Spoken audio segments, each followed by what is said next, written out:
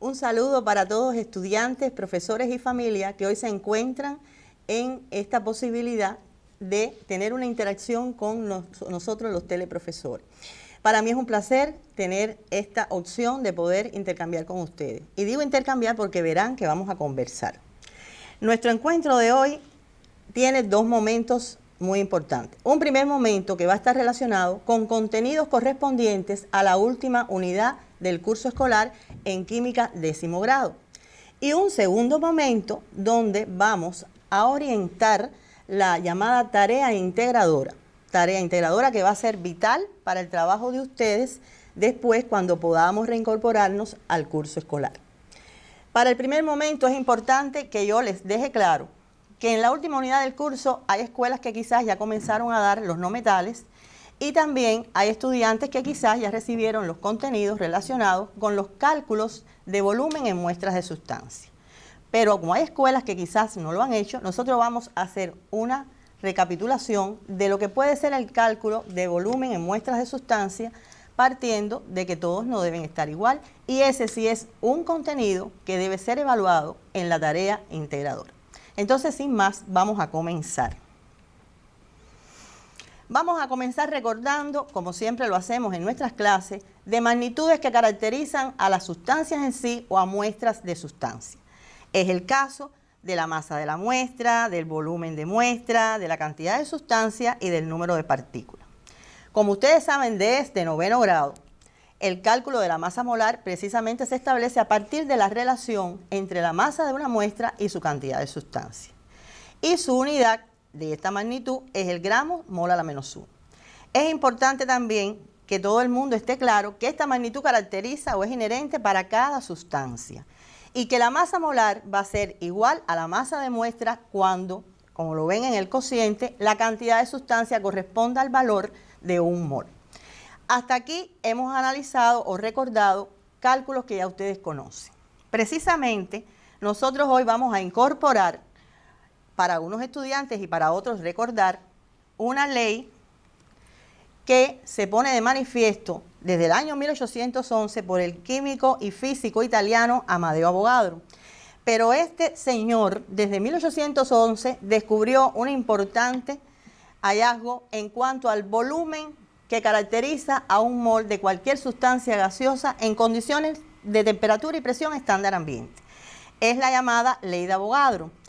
Ley que solo pudo hacerse patente 40 años después de su hallazgo. Fíjense qué difícil fue que la comunidad científica de la época pudiera lograr entender que como dice ahí la ley, en volúmenes iguales de gases diferentes, en igualdad de condiciones de presión y temperatura, existe el mismo número de partículas.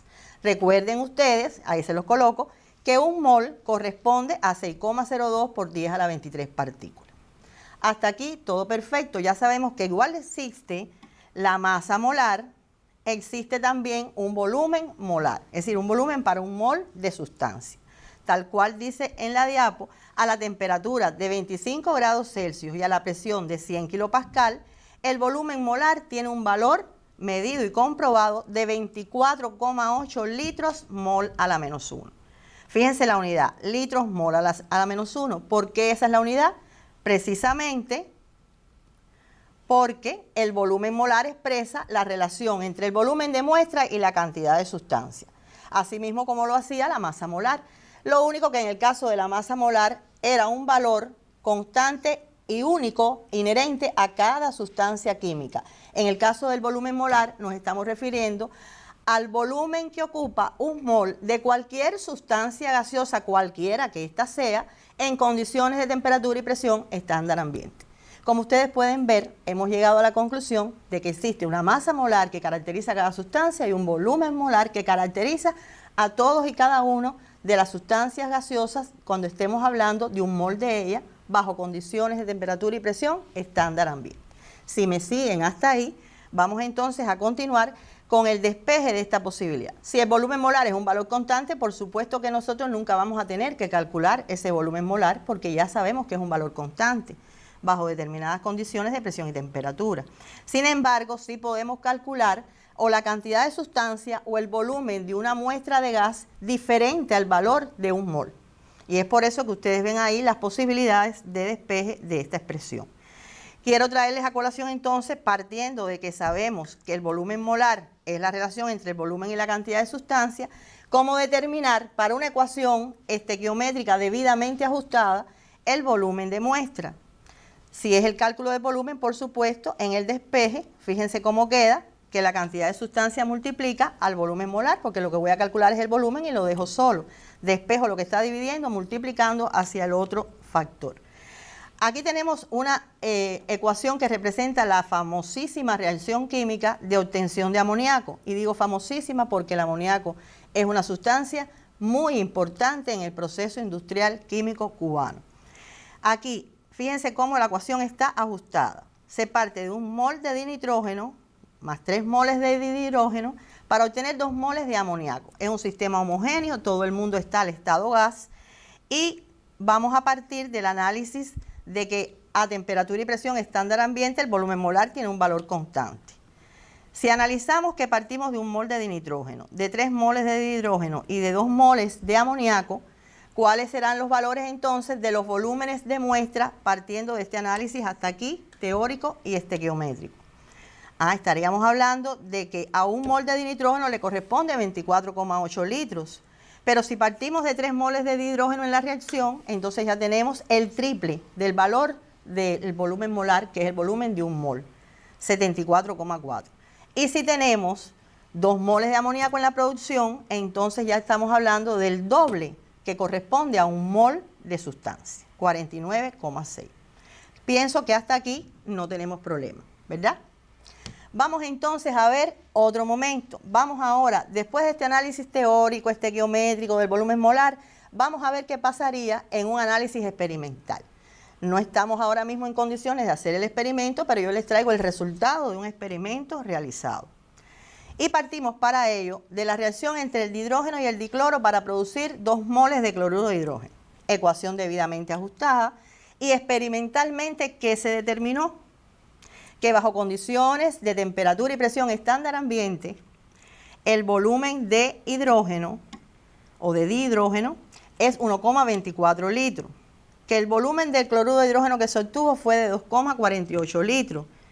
Y cuando se hace el análisis de la relación entre el volumen de dihidrógeno y el volumen de cloruro de hidrógeno, se obtiene un valor de 0,5 experimentalmente. Y fíjense que digo experimentalmente. ¿Bien?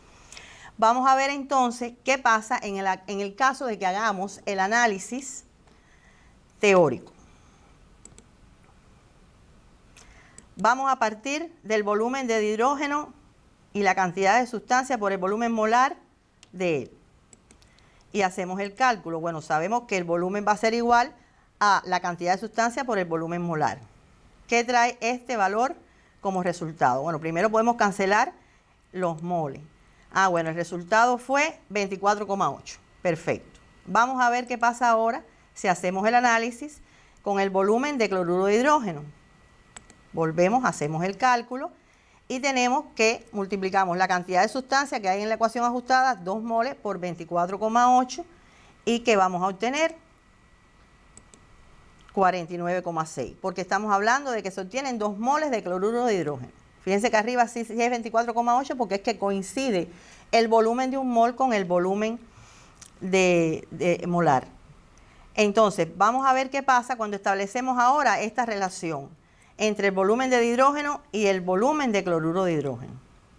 Volvemos atrás, bueno, cancelamos los moles como siempre, volvemos atrás y realizamos el cociente. ¿Qué nos va a quedar?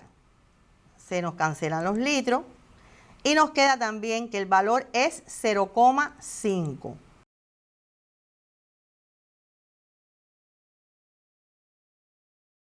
Vamos entonces a continuar y vamos a tener una relación entre lo que es la relación experimental, y valga la redundancia, y la relación teórica.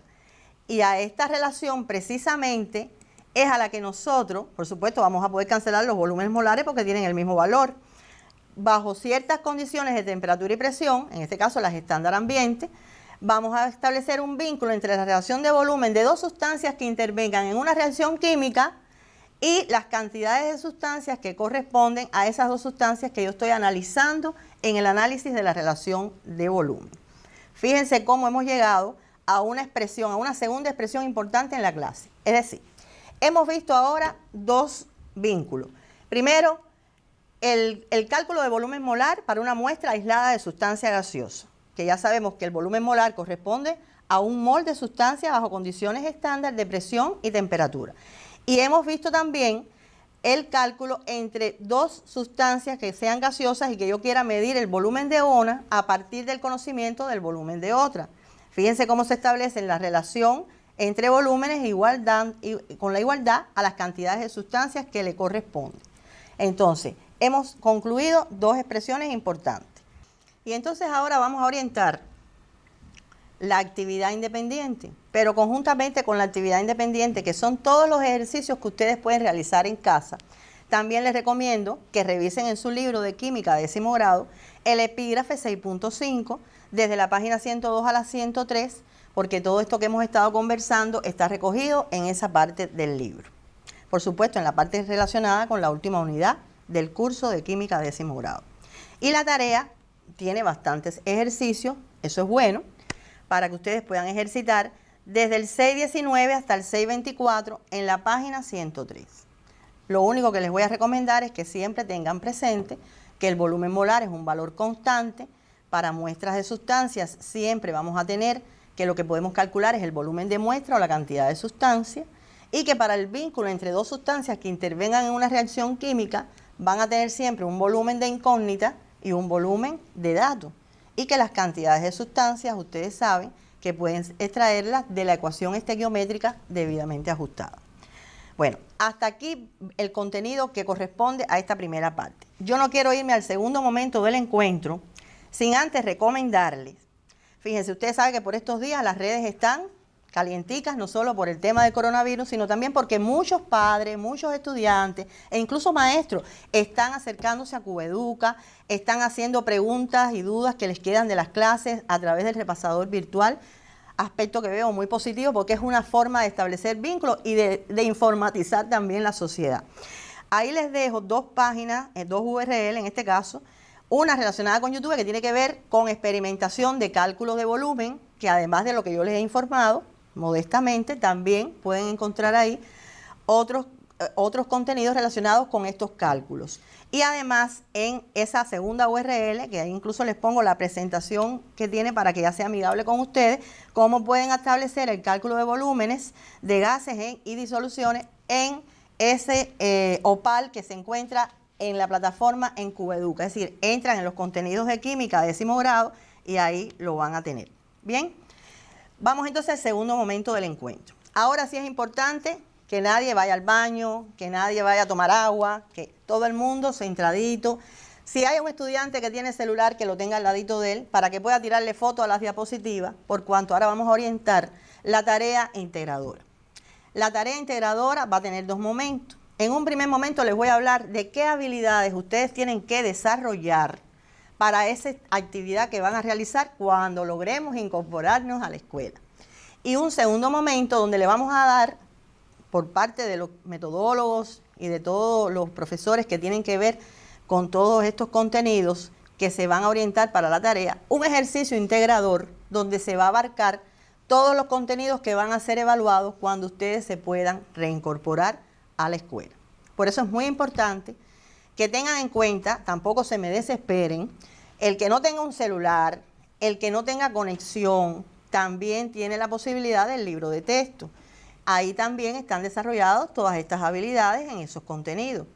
Pero también recuerden, y aquí se los pongo en pantalla, la presentación que tiene la entrada de la plataforma Cubeduca ahora. Ustedes saben que por niveles educativos hay uno que corresponde, en este caso el que está en verde oscuro, es el de preuniversitario, y ahí se están colocando todas estas teleclases para que aquellos estudiantes o familias o docentes incluso que quieran acceder a esta información la puedan descargar a partir de lo que está montado en el portal. Bien, esa es otra variante. O le tiran foto con el celular o sencillamente traten de copiar las ideas fundamentales, o el domingo, cuando se retransmita preuniversitario, pues entonces tienen la opción también de copiar. Vamos entonces a comenzar. 1, 2 y 3. La primera habilidad, vamos a concentrarnos ahora en las diapositivas. La primera habilidad es clasificar. ¿Qué vamos a clasificar? Bueno, de los contenidos fundamentales que ustedes han estudiado en el curso, vamos a clasificar ¿qué? Sustancias orgánicas e inorgánicas, no solo de acuerdo con su composición, acuérdense que la composición es en simples o compuestas, sino también en el tipo de partículas. Acuérdense que el tipo de partículas se refería a atómicas, moleculares o iónicas. Y también en el caso de las sustancias orgánicas, de acuerdo a las funciones químicas. Ahí tienen alcanos, alquenos, alquinos, que ustedes saben que corresponden a la familia de los hidrocarburos, y tienen también el caso de los alcoholes. Fíjense que no estamos hablando de otras funciones orgánicas que ustedes también estudiaron, como los aldehídos, la acetona, los ácidos orgánicos, esas no. Vamos a centrar la tarea integradora en los hidrocarburos y en los alcoholes monohidroxilados. Bien, también vamos a clasificar metales, no metales, óxidos, cuando digo óxidos en metálicos y no metálicos, hidróxidos, cuando digo hidróxidos, metálicos y no metálicos, y los llamados hidrácidos también. Acuérdense que los hidrácidos es el mismo hidruro volátil disuelto en agua que forma la disolución acuosa, es decir, ácido clorhídrico, ácido bromhídrico, ácido yodhídrico, ¿bien? Y las sales. Cuando hablo de sales, sales binarias o sales ternarias. Reacciones químicas atendiendo a la variación o no del número de oxidación, es decir, se va a clasificar las reacciones en R2 o no R2, de acuerdo a si varían o no los números de oxidación. Y las reacciones químicas atendiendo a la energía que está involucrada en esos procesos, es decir, las reacciones exotérmicas, las reacciones endotérmicas. La otra habilidad que van a tener que desarrollar en esta tarea integradora es la de ejemplificar. Nosotros, los contenidos relacionados con este aspecto, esta habilidad, serían las aplicaciones de los no metales y sus compuestos fundamentales. Fíjense, en el caso de los no metales y sus compuestos fundamentales, quiero recordarles que en el libro, en la última unidad, ustedes van a ver que está el estudio del dicloro, el estudio del nitrógeno, el estudio del octazufre, el estudio del tetrafósforo, y con cada uno de ellos hay sustancias que son fundamentales. Si hablamos de dicloro, no podemos dejar de hablar de ácido clorhídrico, no podemos dejar de hablar de cloruro de sodio, la sal común. Si estamos hablando de, por ejemplo, compuestos del dinitrógeno, pudiéramos estar hablando del ácido nítrico, ¿ya?, que es tan importante en la industria. Si hablamos del octazufre, hay que hablar del ácido sulfúrico. Si estamos hablando del tetrafósforo, el ácido fosfórico. Por tanto, esto es importante que ustedes sean capaces de ejemplificar algunas de las aplicaciones incluso que en la industria pueden tener. El segundo ejemplo es los agentes contaminantes del agua y sus efectos negativos. Como en este aspecto nosotros trabajamos en el curso de química, es decir, el estudio del agua, es importante que veamos el agua también con el tema de los agentes contaminantes y los efectos negativos que esto puede provocar. En estos tiempos que el agua es más vital que nunca, no solo porque es necesaria para la vida, para tomar, para hidratarnos, sino también para lavarnos las manos. Efectos negativos del alcoholismo, recuerden, en el caso cuando estudiaron los alcoholes, por estos días incluso nuestros dirigentes en las mesas redondas nos están llamando a que hagamos tanto hincapié en que no se puede estar tomando bebidas alcohólicas en la calle, que esto no es bueno, pero además cuando uno toma alcohol, los efectos negativos del alcohol pueden provocar muchas cosas. No solamente que las personas no usen el nasobuco, que se relacionen directamente y otras enfermedades que acarrea el efecto del alcohol. Otra habilidad es explicar. En el caso de explicar, vamos a tener en cuenta ahí los factores que afectan la velocidad de las reacciones químicas. Muy importante, la superficie de contacto, la concentración, la temperatura y el uso de catalizadores. Recuerden que la superficie de contacto tenía que ver con el área de las partículas que van a reaccionar. Mientras mayor es el área, mayor es la superficie y mayores son las probabilidades de choques efectivos y de conducción a reacción química. En el caso de la concentración, tener en cuenta que la concentración establece una relación entre el número de partículas o la cantidad de sustancia en un área, en un volumen determinado. Tenemos el caso de la temperatura, que recuerden que para explicar el factor temperatura hay que tener en cuenta la energía cinética media de las partículas, ¿ya? Cuando aumenta la energía cinética de las partículas, aumentan las probabilidades de choques entre estas y los choques efectivos son mayores. Por tanto, la velocidad de la reacción podrá ser mayor. Y el caso de los catalizadores. En el caso de los catalizadores, recuerden que tenemos en cuenta la energía de activación. La energía de activación disminuye cuando se introduce un catalizador en una reacción. Recuerden que en la mayoría de los casos, por no decir que en todo, el catalizador al final se regenera. Él entra al proceso solamente para disminuir la energía de activación y lograr que un mayor número de partículas alcancen la energía necesaria para que los choques sean efectivos y conduzcan a reacción química. Y en el caso de la explicación, también en esta habilidad están las aplicaciones de las sustancias a partir de la relación en sus propiedades y estructuras. Miren, el ejemplo que yo siempre tengo a punta de lápiz, el dinitrógeno. Recuerden que el dinitrógeno es una sustancia simple, diatómica, molecular, pero que ella tiene un triple enlace, es decir, su estructura molecular tiene un triple enlace entre ambos átomos. Esa sustancia, al tener un triple enlace, hace que la molécula sea una molécula muy estable. Y esa estabilidad, que es la propiedad, le da la posibilidad que se pueda utilizar en atmósferas inertes. Por ejemplo, en la inseminación artificial, cuando queremos guardar determinado contenido que no puede tener interacción de masa o de energía quizás con el exterior, bueno, pues sencillamente se guarda en una atmósfera inerte de dinitrógeno y ahí estamos viendo una relación estructura-propiedad-aplicación. Eso es importante tenerlo en cuenta porque es una forma de explicar un contenido. Y otra explicación que podemos tener en cuenta en los contenidos es la influencia negativa para el medio ambiente de la combustión de los hidrocarburos. Bien, seguimos. La habilidad de interpretar. Bueno, interpretar los diagramas de energía contra avance de reacción. Ustedes saben que en un diagrama de energía hay que saber dónde se ubican las sustancias reaccionantes, dónde se ubican los productos, dónde se ubica el delta H o variación de entalpía y cómo avanza la reacción. Nombrar y formular, bueno, ahí es un contenido vital para nosotros. No metales y sus compuestos fundamentales, compuestos orgánicos, alcanos, alquenos, alquinos y alcoholes, igual que en la primera habilidad. Representar. Helo ahí. Ahí tienen que saber representar homólogos, tienen que saber representar algunos isómeros también. Hay que saber representar, además de interpretar los diagramas de energía, hay que saber representarlo. Es decir, que fíjense que son dos habilidades relacionadas. Hay que saber representar ecuaciones químicas, sobre todo de aquellas relaciones genéticas que son sencillas a partir de las propiedades químicas que se han estudiado, como esas que están ahí. Resolver, por último, cálculos basados en la ley de Avogadro, que es lo que vimos en el primer momento del encuentro de hoy. Bien, cálculos basados en la ley de Avogadro. Esa es la última habilidad. Bueno, hasta aquí las habilidades.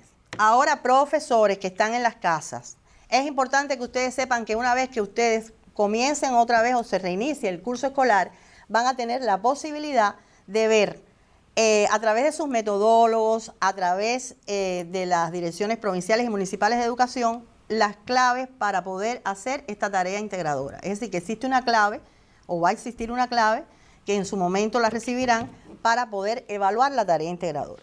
Y entonces acá les vamos a colocar los ejercicios relacionados con esta tarea. Esto es para los estudiantes fundamentalmente, fíjense, papás y mamás y abuelitas y tíos. Miren cómo va a haber actividad para que los muchachos en este tiempo se dediquen a estudiar con esta guía. Esta tarea que le proponemos, fíjense que hay una serie de sustancias representadas por sus fórmulas y van a tener una serie de ejercicios. Seleccionar sustancias simples y a partir de estas y utilizando otras ofrecidas o no aquí, demostrar en varias ecuaciones cómo se puede llegar hasta la obtención de una sal ternaria. Estamos hablando de una relación genética. Bien, un segundo momento para explicar cómo se puede aumentar la velocidad de una reacción en las reacciones representadas. Acuérdense la habilidad de explicar. Escribir el nombre de todas las sustancias que aparecen en las ecuaciones que usted decidió representar. Fíjense que a medida que ustedes se compliquen en los ejemplos que ustedes definan hacer, así será la complicación. Fíjense cuántas preguntas hay. Escribir el nombre y clasificarlas de acuerdo con los criterios estudiados en clase. Tienen también que escoger una de esas ecuaciones que sea isotérmica, que sea R2 y hacerle toda la explicación del diagrama de energía. Tienen que ejemplificar a partir de una de las sustancias iniciales, una de las aplicaciones, teniendo en cuenta la relación que existe con sus propiedades y estructuras, y citar 3 actividades que se realizan en tu comunidad que puedan contaminar el agua y las consecuencias que tiene para la salud. Nombrar los compuestos orgánicos que están representados, la composición cualitativa, la función química y qué daños pueden ocasionar. Ahí tienen el metano y el alcohol etílico. Representar un homólogo superior de ese alcohol que está ahí, escribir la fórmula semidesarrollada de un isómero del homólogo. Fíjense que es representar y di el tipo de isomería. Y por último, si tenemos esta cantidad de moles de una muestra de sustancia gaseosa de las que ustedes hayan querido seleccionar, de las ahí presentes en la tarea, bueno, pues usted sencillamente encierre con un círculo qué magnitudes de las que están abajo serían las que usted tendría que utilizar para poder calcular, en este caso, el volumen. Bien, bueno, hasta aquí la tarea integradora. Ahora, no me quiero despedir, ya el tiempo se me está acabando, sin antes recordarles que ustedes pueden acceder al portal Cubeduca, no solo para ver estas teleclases después y descargarlas y verlas más despacio, sino también, acuérdense que el Cubeduca en estos momentos no tiene costo alguno. Bien, muy importante. Y ahí, como ustedes ven, en química 10º grado tienen todos los contenidos curriculares que están enlazados y que tienen interactividades incluso que les va a servir de mucho, además del uso del libro de texto y todo esto que le hemos ido explicando en el encuentro de hoy. Bueno, me voy a despedir, no sin antes recordarles que hay que lavarse las manos constantemente, aunque estemos en casa, porque a veces no nos damos cuenta. Acuérdense que ese virus puede estar días en superficies lisas. Nosotros no sabemos si hemos tenido a veces todas las precauciones cuando llegamos de la calle, que debemos tener un paño húmedo en el piso, mojar los pies, cambiarnos el zapato, quitarnos la ropa enseguida, lavarnos las manos, ¿bien? Y no recibir visitas ni visitar a nadie. Ya tendremos tiempo de abrazar. Los quiero y me despido.